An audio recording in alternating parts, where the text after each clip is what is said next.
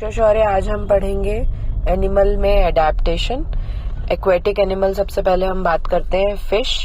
इनकी body basically aquatic animal में adaptation are required so that they can swim easily in the water, capture food, they can breathe properly in the water and they can reproduce. So their body, aquatic animals की body are streamlined so that there is least resistance to water and thus they help in swimming.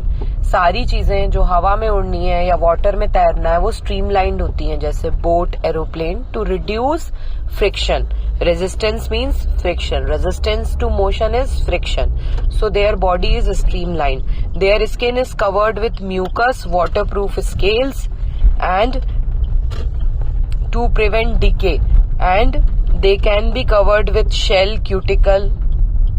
तो जैसे mucilage होता है hydrophytes में, वैसे aquatic animals में mucus, waterproof scales, shell, cuticles होते हैं. ठीक है. Coming to they have gills for respiration to use oxygen dissolved in water. ये स्पेशल ऑर्गन होते हैं एक्वेटिक एनिमल्स में जो डिजोल्व्ड ऑक्सीजन को अलग करके यूज कर लेते हैं. 4th नंबर पे इनकी बॉडी में तैरने के लिए they have fins which help in swimming. Tail fin will act as rudder. Rudder means it will change the direction while swimming. Tail fin से ही वो अपना direction change करते हैं. They don't have hair, sweat gland and oil gland. Hair का काम है ठंडी से बचाना. जो ठंडी जगह के एनिमल होंगे उनके पास हेयर्स होंगे. पानी में तो कोई ठंडी रहती नहीं है तो they don't have hair.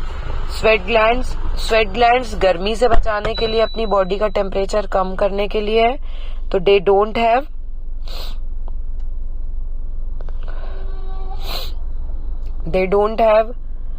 Sweat glands also and oil glands also.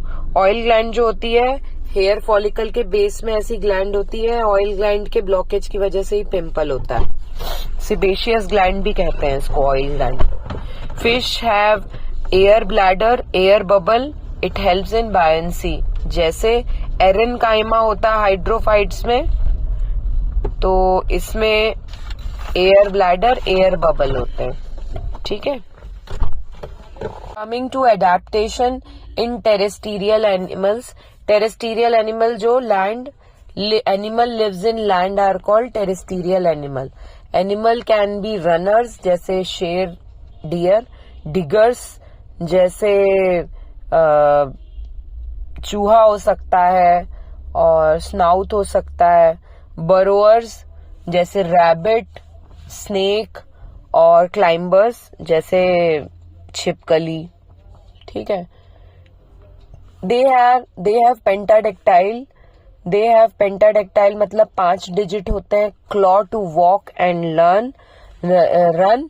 They show bipedal locomotion मतलब 2 पैर से खड़े हो सकते हैं और चल सकते हैं. ठीक है. Ability to stand and move around on 2 legs. Their head is modified. In burrowers their head is modified for burrowing and digging. Tapering head और स्नाउथ होता है जैसे रैट, मोल और स्नेक्स का होता है. Their body muscle are well developed because for the walking and the running. Their respiratory organs are lungs. ठीक है. Coming to desert animal, camel. Camel क्या है? Ship of the desert. क्या ऐसे डेजर्ट में, इतने गर्म में, ड्राई में, is it easy to live? It's so difficult to live. ठीक है. But they have adaptation to survive in these extremely hot weather and scarcity of water. पहली चीज, they are nocturnal. रात में गर्मी कम होती है डेजर्ट में, तो they are nocturnal. They come out in the night. They remain inside deep burrows which is cool and moist shelter at daytime and they come out in the night. ये तो हो गए बरोअर्स, चूहे, स्नेक हो गए. लेकिन कैमल तो दिन में भी चलता है. तो camel is the ship of desert. It can run up to 100 kilometers in a day with a speed of 25 kilometers per hour and can go without food up to 10 days. That is why it is called ship of desert. What are the adaptation which makes camel as ship of the desert? It drinks very large amount of water. ऊंट की तरह पानी P गए खूब सारा at one stretch. ठीक है. It distributed all over the body in the tissue.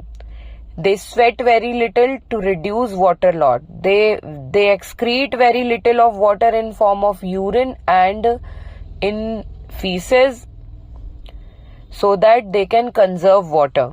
They breathe slowly and water loss during respiration is very little. They have hump at their back. They store food in the form of fat and they can live without food and water up to 10 days. हम जब भी breathe करते हैं तो water loss होता है, तो breathing का रेट भी कम होता है कैमल का कि ज्यादा वाटर लॉस नहीं हो. ठीक है. Camel use entire food to run so that they can run or move in hot and slippery sand. उनका जो सोल होता है वो बहुत फ्लैशी होता है. इनका upper lip camel slender snout होता है. Bears a cleft upper lip. Upper lip जो रहता है वो कटा हुआ रहता है और स्लेंडर स्नाउट रहता है. लॉन्ग आई लैशेज रहते हैं और मस्कुलर नॉस्ट्रिल्स रहते हैं. Can prevent protection from wind blown sand. Sand का यदि तूफान आ जाए तो अपनी नाक को, मस्कुलर नाक को बंद कर लेते हैं. आई लैशेज लंबी लंबी कवर कर लेते हैं. चीज बताना भूल गई थी. पेक्टोरल रीजन मतलब शोल्डर का रीजन. ठीक है. Pectoral fin. डोर्सल रीजन मतलब किसी भी एनिमल का डोर्सल रीजन मतलब बैक वाला एरिया. ये डोर्सल फिन, इसकी बैक है यहाँ पे. ठीक है. पेल्विक मतलब हिप एरिया. ये है पेल्विक फिन. ठीक है. और एनल मतलब पॉटी के रास्ते वाली जगह. Anal fin. Now we'll talk about mountain animals. Mountain have very low temperature, sometimes below 0 degree. Mountain may have clad with snow in summer. Summer में भी पूरा ऐसा हो सकता है स्नो से ढका हुआ है. How therefore plant or animal should have adaptation like they can adapted to live in extreme cold weather. तो एनिमल्स में, प्लांट में जैसे अपन ने कोन शेप्ड निडल शेप्ड लीव्स और वैक्सी कोट, टॉल ट्रीज, ये सब पढ़ लिया. तो अब एनिमल्स में their body is covered with thick skin और फर, जैसे स्वेटर पहन के हैं, to protect them from cold. They may have thick layer of fat below the skin for insulation. Insulation मतलब ठंडी ना लग जाए, प्रोटेक्ट करके रखेगा फ्रॉम कोल्ड. तो इसीलिए यदि फैट बॉडी में ज्यादा रहेगा तो गर्मी ज्यादा लगेगी. जो लोग थिन बिल्ट रहेंगे उनको ठंड लगेगी, जो थोड़े से फैटी रहेंगे उन्हें गर्मी ज्यादा लगती है. Mountain goat have strong hooves that help them to climb the rocky slope of mountain. पथरीले माउंटेन को चढ़ने के लिए उनके हूव्स बहुत अच्छे होना जरूरी होता है ताकि वो चढ़ सकें. और चौथा adaptation, they have small ears and nose. जैसे अपन टोपा लगा लेते हैं ठंड में कि ईयर से कोई हवा ना जाए, नाक को कवर करके रखते हैं हाथ से to avoid heat loss from the body. अब now adaptation of aerial animal. Aerial animals are the birds and the bats. They should have adaptation so that they can fly in air for long time. Their body should be streamlined so that least resistance is there. Their forelimb are modified into wings and hind limbs are shifted forward to balance the body weight. उसके पीछे tell रहेगी. जो hind limb है वो पीछे से थोड़ा आगे शिफ्ट हो गया है ताकि बैलेंस कर सके, गिरना पड़े. ठीक है. उड़ने में बैलेंस बन. Flight muscles are strong so that they can they have additional strength present to provide additional strength during flight. All birds have light body and hollow bones with air cavities so that they can fly. They don't have bone marrows, इनकी जो RBCs रहती हैं जो bone marrow में ना बन के liver और स्प्लीन में बनती है। हमारे जब हम बच्चे रहते हैं मम्मी के पेट के अंदर, तब लिवर और स्प्लीन में हमारी इरिथ्रोपोइसिस होती है, रेड ब्लड सेल बनते हैं। लेकिन इनमें जैसे ही हम बाहर निकलते हैं तो हमारी बोन मैरो में बनने लगते हैं रेड ब्लड सेल्स।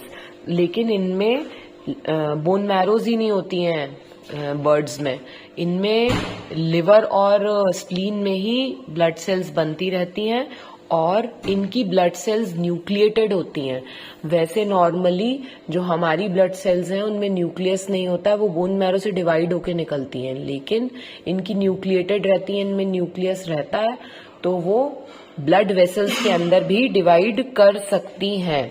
ठीक है, बोन मैरो नहीं रहेगा, हॉलो बोन्स रहेंगी, एयर कैविटीज रहेंगी, इनके lungs balloon like air sac रहेंगे, so that it can increase breathing efficiency of the lung और बॉडी लाइट हो जाए।